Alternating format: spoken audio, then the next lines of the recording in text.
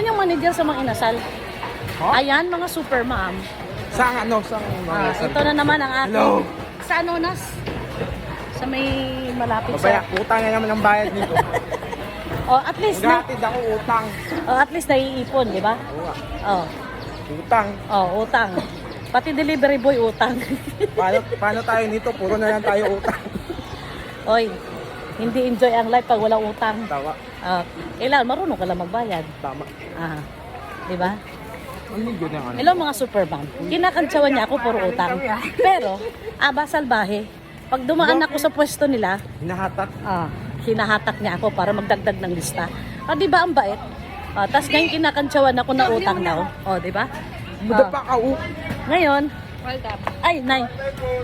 Ngayon, Ano ngayon? ayaw ko nadagdagan yung lista ko.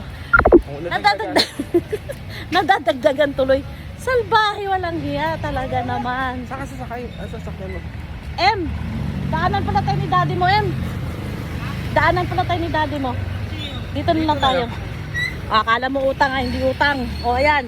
Guys, tingnan yung binigay sa akin 20 pesos, oh. Uy, 30 naman. Pakita mo yung barya. Salamat.